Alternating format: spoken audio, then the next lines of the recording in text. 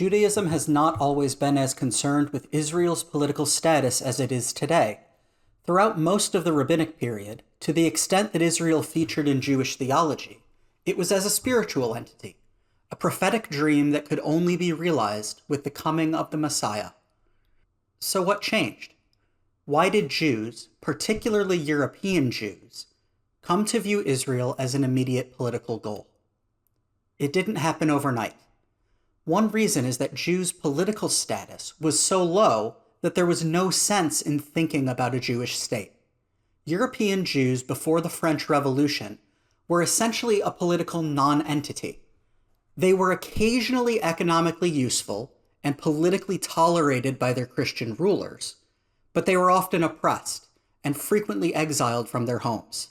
That slowly began to change in the 17th century, before changing relatively rapidly in the years leading up to the French Revolution. Before Jews could even think about Zionism, they needed political emancipation. They also needed a model for a modern nation state. It's easy to forget that the modern national systems, like Jewish emancipation, have their origins in two places: the wars around local religious autonomy that occupied most of the 17th and early 18th century, and the bureaucratic centralization of governments that began towards the end of the 18th century. Before that time, most countries were loosely ruled empires and depended on the consent of the local nobility to enforce their laws. The familiar political rights and authority structures we think of today simply didn't exist. So what are we thinking about today? First, you should know that I won't discuss Zionism as an ideology. That's the topic of the next video in this series. Instead, I want to address the process of Jewish emancipation and how it was tied to the process of nation building in Europe. In particular, I'm going to cover 5 key topics. First, to provide some context, I'll discuss the widespread oppression of the Jews across Europe throughout the Middle Ages. Second, I'll consider some 16th century experiments in reforming Jews' legal status. These experiments emerged in specific cities that found Jewish merchants useful in promoting trade and increasing local tax revenues. Third, I'll turn to the emergence of Enlightenment ideals of religious toleration and Jews' efforts to capitalize on those ideals to push for political equality. Fourth, I'll address the 2 reasons why the push for toleration often succeeded. Those are monarchs' desire to simplify and centralize state bureaucracies, as well as the occasional genuine belief in religious tolerance, particularly around the French Revolution. Finally, I'll discuss how the success of reform proved to be short-lived, particularly east of the Rhine River, as autocratic rulers clamped down on dissent following the chaos of the Napoleonic Wars. With that plan of attack established, let's begin. For those who want to do further research or are curious about where I've gotten my information, sources will be in the video description below. Throughout the medieval and early modern periods, Jews were denied citizenship and kept legally inferior to the majority Christian population of Europe. Many restrictions originated with the Catholic Church. In 1215, Pope Innocent III and the Fourth Lateran Council imposed the requirement of separate dress, usually requiring Jews to wear a yellow head covering, pointed hat, or the infamous Yellow Star of David badge. Jews were also frequently subjected to either expulsion from towns, cities, or sometimes entire kingdoms, or to forced conversion, most famously in Spain and Portugal as a result of the massacre of 1391 and the Spanish Inquisition of the late 1400s.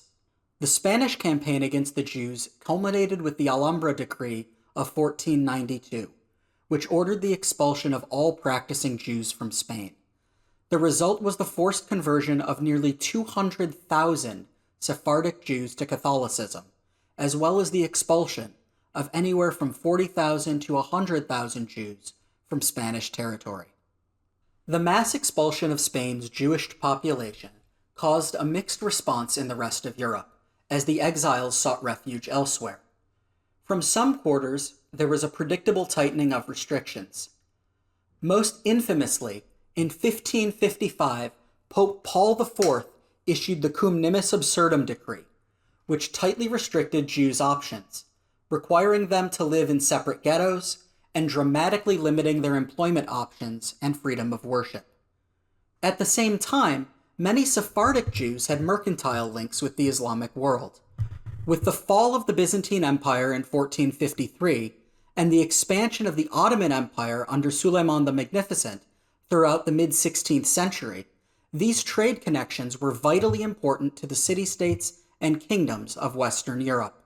The result of this tension was a patchwork of widely divergent legal frameworks governing Jews' civil and political status.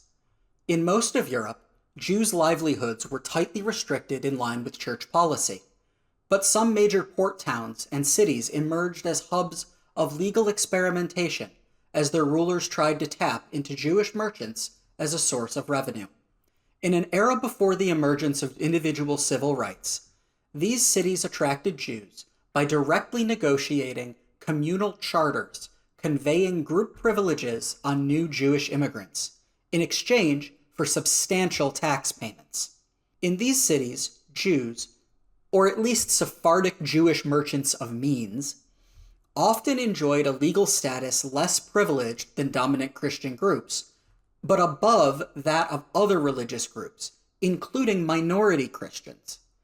As trade expanded throughout the 1500s, such charters were established in Bordeaux, Venice, Livorno, Ancona, Amsterdam, London, and Hamburg.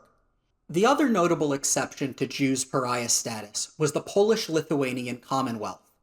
Jews had negotiated charters with the Polish king since 1264, and the Polish monarchs of the early 16th century were particularly tolerant of religious minorities. For centuries, Poland was home to the largest Ashkenazi Jewish community in the world, and the Commonwealth was so unique in its toleration that by the 17th century, the majority of European Jews lived in Poland. One reason for the toleration was strategic. With conflict over the Protestant Reformation ravaging the Holy Roman Empire and the Habsburg Netherlands to Poland's west, and Ivan the Terrible attempting to expand into Livonia to Lithuania's east, a policy of religious toleration represented a golden opportunity for Poland to both increase its population, military, and tax base, while still maintaining internal stability. Once Ivan's reign ended and the time of troubles began in Russia, Poland was able to use its policy of toleration to promote colonization in modern-day Ukraine. In the context of Polish expansionism and latent conflict between Catholics, Protestants, and Orthodox Christians, the Polish crown and nobility saw the Jews as useful administrators and commercial middlemen in developing new regions of the growing empire. Using educated Jewish merchants as administrators, bankers, merchant middlemen, and tax collectors prevented problems of direct resentment that could arise if Catholic noble bureaucrats were placed in charge of Protestant or Orthodox peasant communities. Naturally, Christian merchants and peasants didn't take well to being administered by Jews who answered directly to the nobility, and the two groups frequently struggled with each other over economic concessions, money lending, and tax policy. Still, despite occasional conflict, Jews integrated much more completely into Polish society than they did in the rest of Europe, and that situation remained relatively stable until the partitions of Poland in the late 18th century. Jews' political situation rapidly improved beginning in the late 18th century and continued to improve through the end of the Napoleonic era. The reasons for this change were a mix of ideological changes in the upper middle classes and pragmatic political choices by European monarchs. Ideologically, the spread of Enlightenment thought as a response to ongoing European religious conflict led to numerous arguments in favor of religious toleration. Within the Jewish community, the result was the rise of a reform-minded, partially assimilationist camp of Jewish thinkers, who came to be called the Maskilim, and rose in prominence during the mid to late 18th century. With the gradual centralization of political power and the collapse of the various feudal domains in the mid-1700s, many Jews found themselves partially and haphazardly liberated by accident, as the patchwork of medieval privilege contracts were swept away and replaced by a more centralized, class-based legal structure. In this environment, the Maskilim sought to promote legal emancipation through advocating for Enlightenment ideas, establishing Jewish credibility as a people of modern, scientific, and rationalist thinking, and advocating for assimilationist practices to reduce the visible differences between the Jewish and Christian communities, with the goal of gradually reducing deeply ingrained anti-Semitic prejudice. Foremost amongst the Maskilim was Moses Mendelssohn, often called the Jewish Socrates, or the Socrates of Berlin, who published widely to promote the cause of religious tolerance. Among his many works were Phaedon, which revisits Plato's Phaedo and offers a defense of the soul's immortality. The Biur, or Explanation, a German translation of the Torah that came with a Hebrew commentary on each page, and Jerusalem, an essay on religious tolerance advocating for Jewish emancipation. In terms of promoting religious tolerance and the emancipation of the Jews, two of Mendelssohn's friends were especially important. The first was the playwright Gotthold Ephraim Lessing, whose play, Nathan the Wise, dramatized the importance of religious tolerance to the public. Nathan was written as an ironic counterpoint to Shakespeare's infamous Merchant of Venice. The play, poignantly set during the Third Crusade, features a morally upstanding Jewish businessman, Nathan, who is a clear contrast to Shakespeare's Shylock, perhaps the ultimate stereotype of the corrupt Jewish moneylender. Like Merchant, Nathan is also a comedy of mistaken identities and unknown adoptions, and, spoiler alert for a 200-year-old play, ends with the revelation that Rachel, Nathan's adopted daughter and the object of affections of Conrad, a Christian Knight Templar, is Conrad's sister, and that both Rachel and Conrad are the children of the Muslim Emperor Saladin's brother, Assad. The religious tensions that drive the plot are revealed to be a squabble among family members, who each lacked crucial information, a problem ultimately solved by honest and genuine communication. The second of Mendelssohn's friends was the Prussian journalist Christian Wilhelm von Dohm, who popularized the case for Jewish emancipation to Christian audiences. Von Dohm was the son of a Lutheran pastor, who published the 2-volume treatise Concerning the Civil Improvement of the Jews in 1781. Von Dohm's work placed many of the supposedly negative characteristics of the Jewish population, traits like clannish behavior and unproductive or primarily commercial occupations, in their appropriate historical context, arguing that Jews' commercial employment and insular behavior were due to centuries of oppression, being restricted to the ghettos and limited in the careers they could pursue.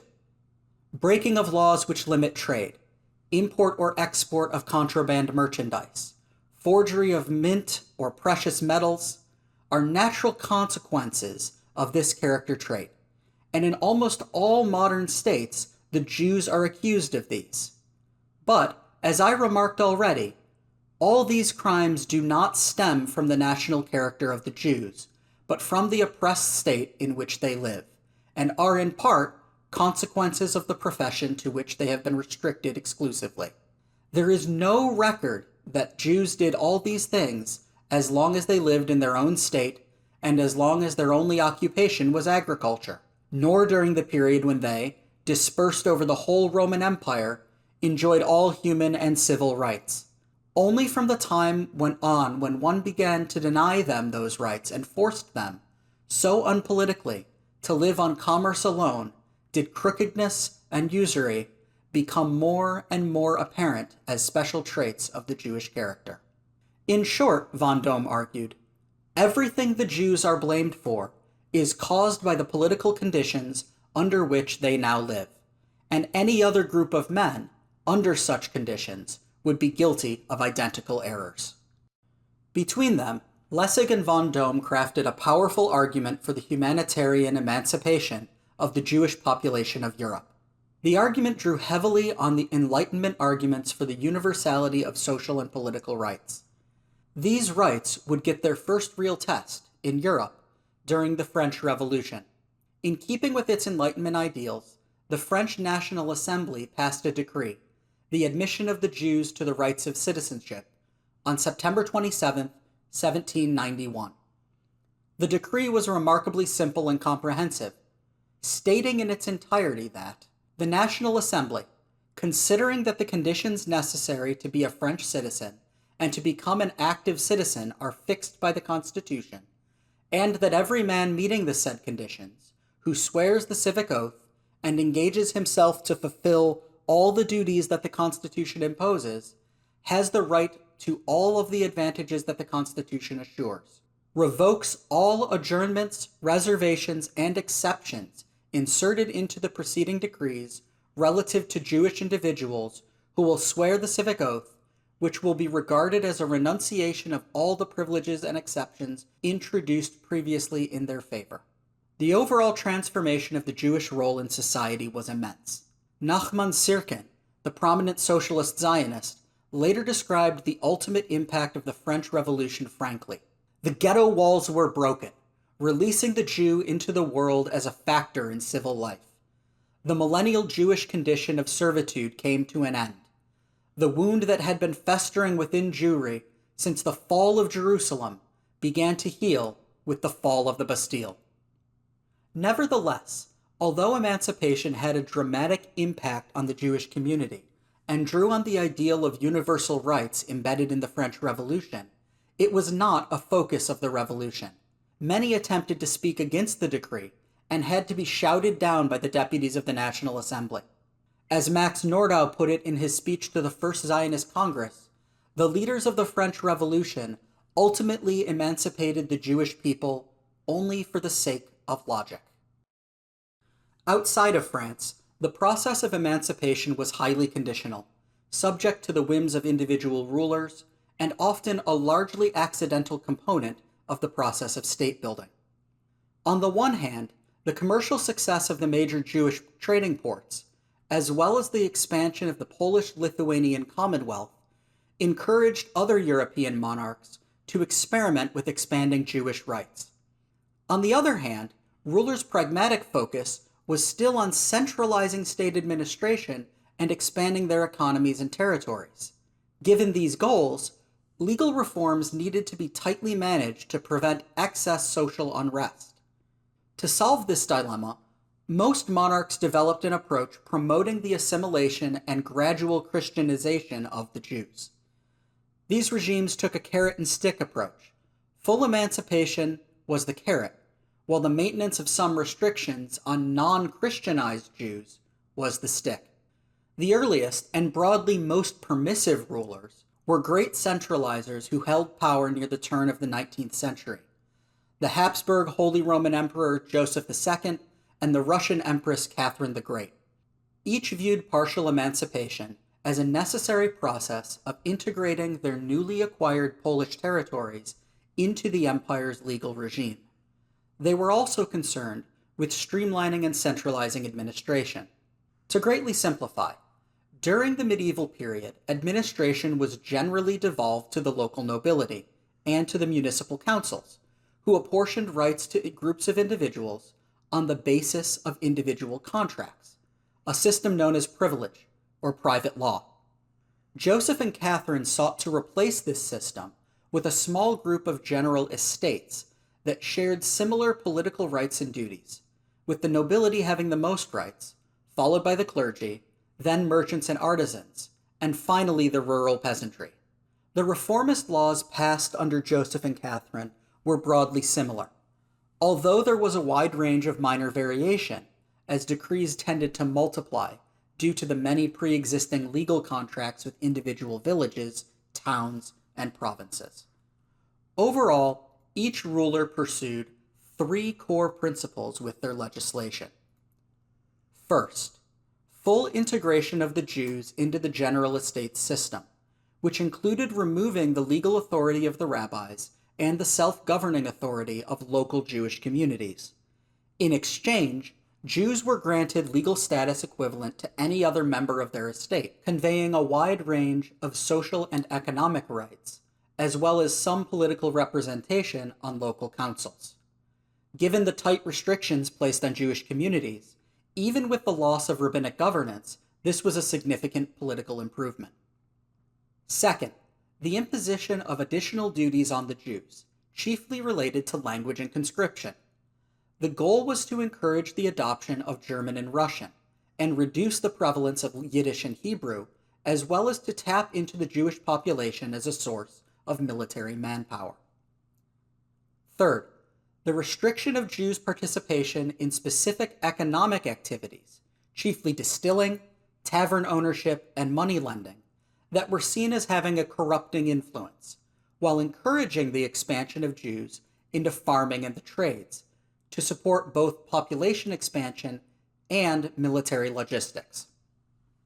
While these reforms were broadly successful and far-reaching, they were also imperfectly implemented, and many subsequent rulers would impose additional restrictions as absolute monarchs became skeptical of talk of liberation following the chaos of the French Revolution.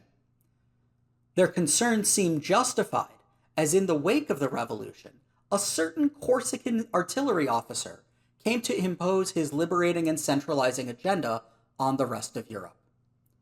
Like Joseph and Catherine, Napoleon Bonaparte subscribed to the idea of Jewish regeneration through conversion to Christianity, but unlike them, he was also deeply influenced by the revolution's ideals of religious liberty.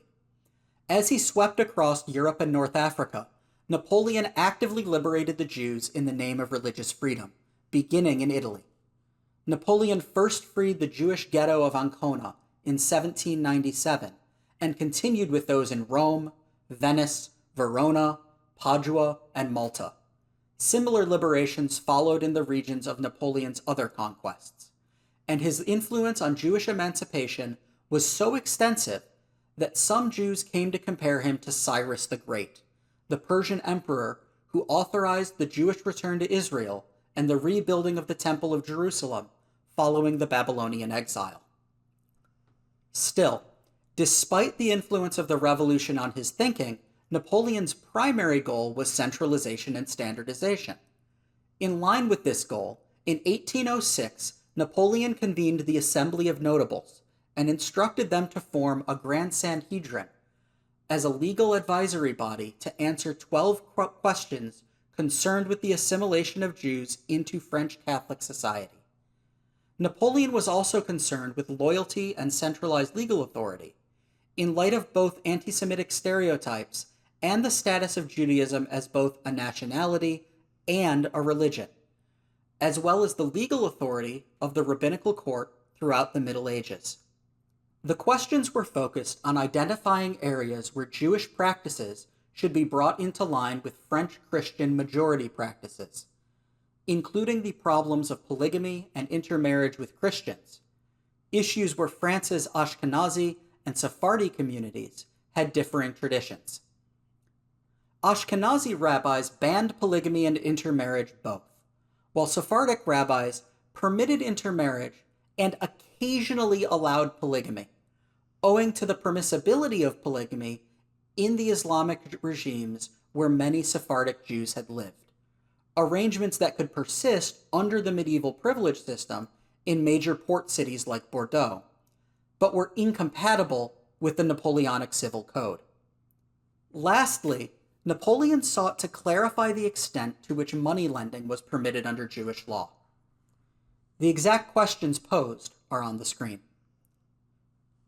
Historians still debate Napoleon's exact motivations in assembling the Sanhedrin. Today, the questions asked are deeply anti-Semitic, and there is some evidence from the time that Napoleon was less than sympathetic to the Jews. In a March 1808 letter to his brother Jerome, Napoleon laid out his opinions about the Jews in apparently clear terms. "I have undertaken to reform the Jews, but I have not endeavored to draw more of them into my realm. Far from that, I have avoided doing anything which could show any esteem for the most despicable of mankind." Of course, Napoleon was being somewhat disingenuous in his letter. For one thing, the letter was political. Jerome was not only Napoleon's youngest brother, he was also the relatively new King of Westphalia, and there had been extensive protests regarding Napoleon calling the Sanhedrin, from Prussia, Austria, and particularly from Tsar Alexander I of Russia. The protests focused on the fact that following the Sanhedrin, Napoleon's general policy of Jewish liberation was extended throughout the French Empire and its client states. By imposing some restrictions on the Jews and couching his motivations in assimilationist rhetoric, Napoleon likely sought to blunt the force of these diplomatic protests from Russia, the Habsburgs, and the Germanic states. And Napoleon's later statements regarding the Jews suggest he did place some value in applying the revolution's ideals to them.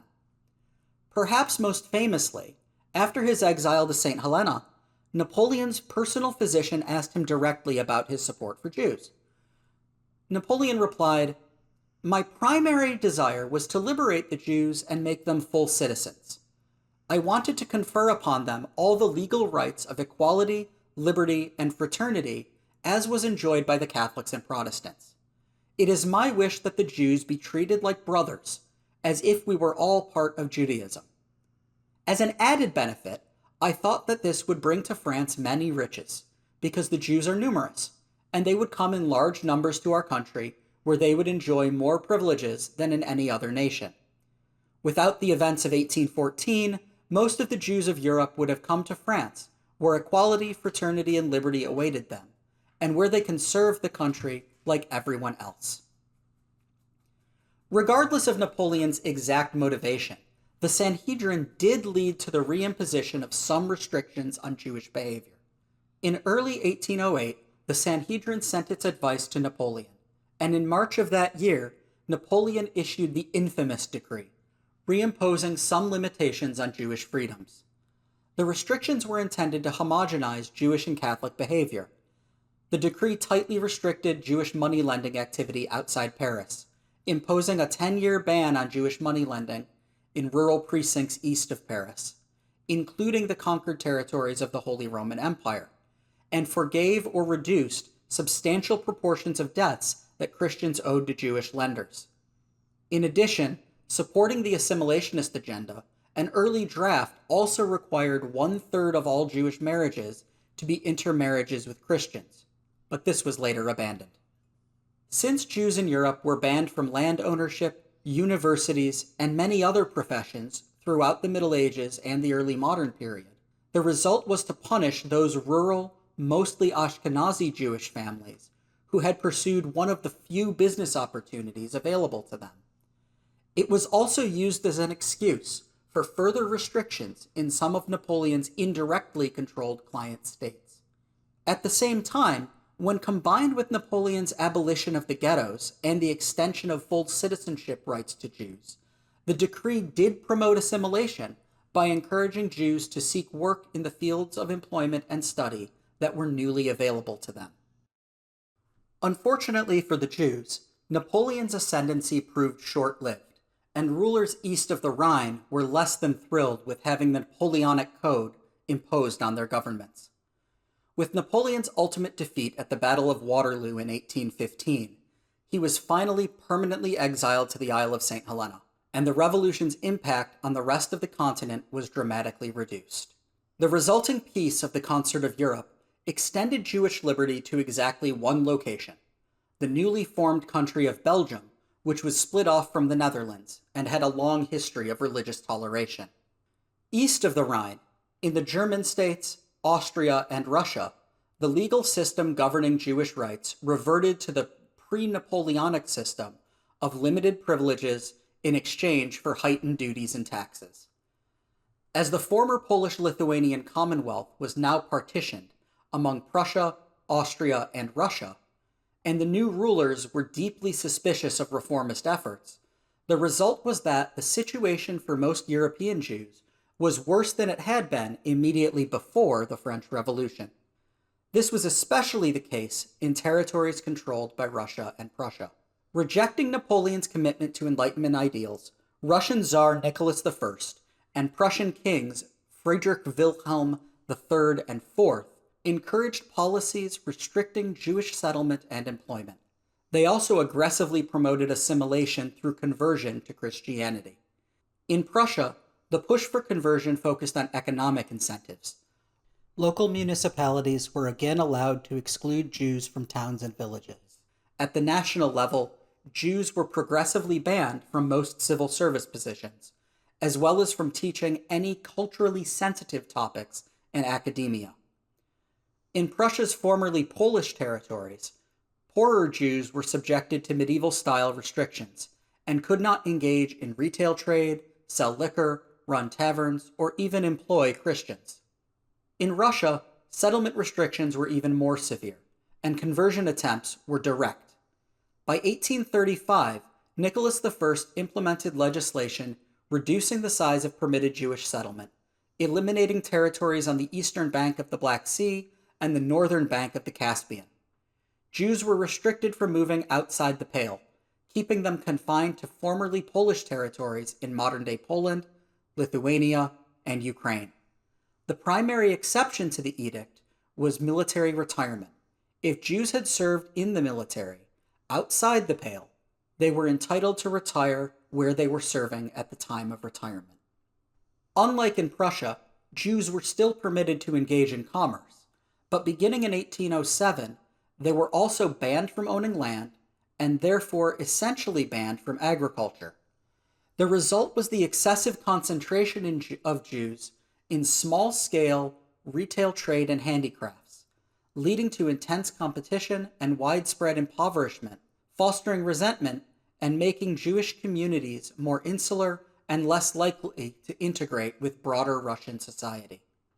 Perhaps because of growing Jewish insularity, Nicholas I attempted to use state policy to encourage assimilation, primarily through military conscription and education.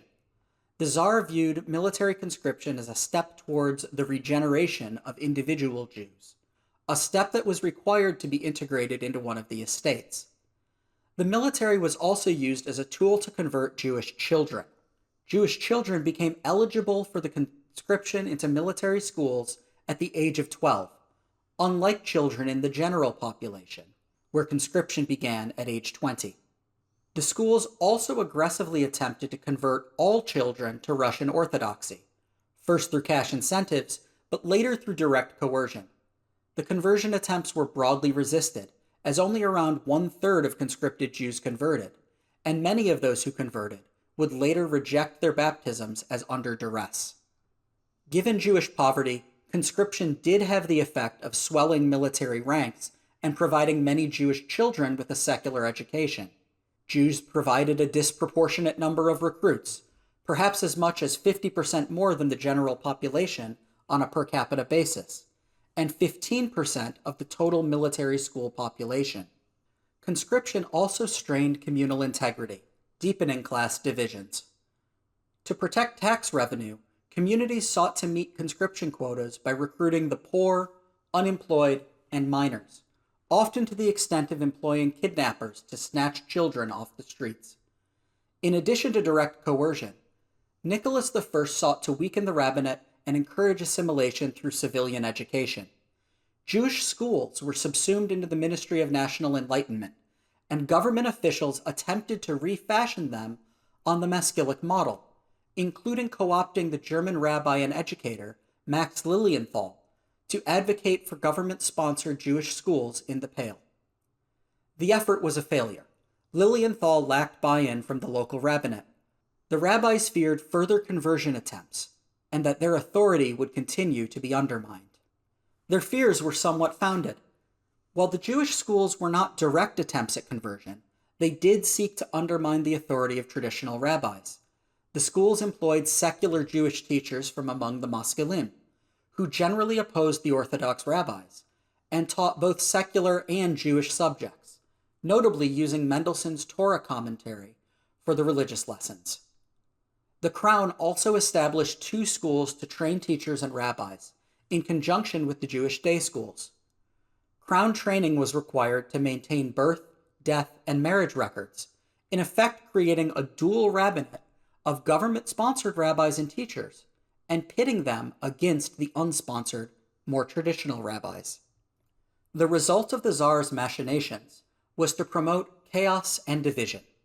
The Crown's attempts to co-opt the Maskilim hardened divisions between traditional isolationist rabbis and assimilationist secular reformers. At the same time, extensive restrictions on Jewish economic activity and the widespread conscription of children fostered resentment of both the government and many community leaders, sowing the seeds of revolutionary activity, seeds that would bear fruit in the second half of the 19th century. By the middle of the 19th century, Jews had experienced both the heady euphoria of sudden emancipation and the all-too-sudden return to second-class status. Napoleon's campaigns and the emancipation they brought had ultimately failed. Poland, the original seat of religious tolerance in Europe, was now under Prussian, Austrian, and Russian rule. Each feared the ideals of the French Revolution and the chaos it brought. Each chafed at the imposition of Napoleon's laws, and each felt the need to quell the possibility of revolution in their new Polish territories. Ironically, the crackdown on Jewish rights had the opposite effect. Having tasted freedom and struggled to assimilate and be accepted for decades, the return of restrictions bred resentment. While many Jews would continue to promote assimilation and gradualism, and others would emigrate to countries guaranteeing religious liberty, particularly the United States, many were swept up in the socialist revolutionary movements of Europe beginning in the mid-19th century. Zionist thinkers would seek to adapt that revolutionary mindset to the unique situation of the Jews, a people and a religion without a territory to call home, living on a continent that had been racked by religious wars and religious emigration to the colonies for centuries. That's all for today. Please like and subscribe to receive notifications about the next video, which will cover the emergence of Zionism, its different flavors, and the opposition to Zionism from within the Jewish community. Important sources used for today's video can be found on the screen in front of you.